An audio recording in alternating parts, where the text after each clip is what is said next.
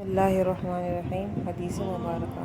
حضرت عمر بن عبسہ رضی اللہ تعالیٰ عنہ فرماتے ہیں کہ رسول اللہ صلی اللہ علیہ وسلم کو یہ ارشاد فرماتے ہوئے سنا، رحمان کے دائیں طرف اور رحمان کے دونوں ہی ہاتھ دائیں ہیں۔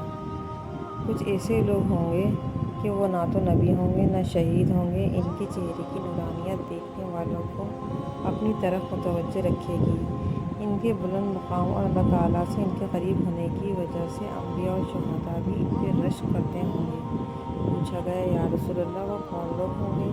ارشاد فرمایا، یہ وہ لوگ ہوں گے جو مختلف خاندانوں سے، اپنے گھر والوں اور رشتہ داروں سے دور ہو کر اللہ تعالیٰ کے ذکر کے لیے ایک جگہ جمع ہوتے تھے، اور یہ سب اس طرح چھانٹ چھانٹ کے اچھی باتیں کرتے تھے جیسے کھجوریں کھانے والا کھجوروں کے ڈھیر میں سے اچھی کھجوریں چھانٹ کر نکالتا رہتا ہے۔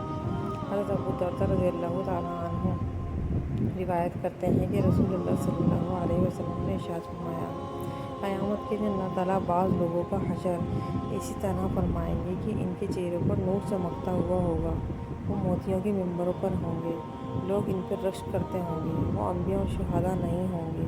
ایک دیہات کے رہنے والے صحابی نے گھٹنوں کے بل بیٹھ کر عرض کیا، یا رسول اللہ، ان کا حال بیان کر دیجیے، ہم ان کو پہچان لیں۔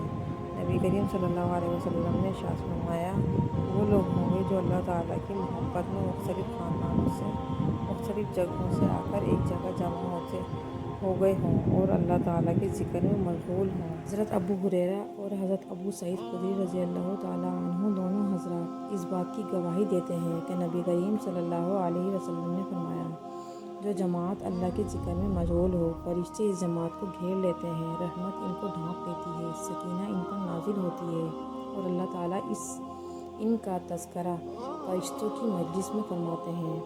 حضرت انس بن مالک سے روایت ہے کہ رسول اللہ صلی اللہ علیہ وسلم نے ارشاد فرمایا، جو لوگ اللہ تعالیٰ کے ذکر کے لیے جمع ہوں اور ان کا مقصود صرف اللہ تعالیٰ ہی کی رضا ہو، تو آسمان سے ایک فرشتہ اللہ تعالیٰ کے حکم سے اس مجلس کے ختم ہونے پر اعلان کرتا ہے کہ بخشائے اٹھ جاؤ، تمہاری برائیوں کو نیکیوں سے بدل دیا گیا ہے۔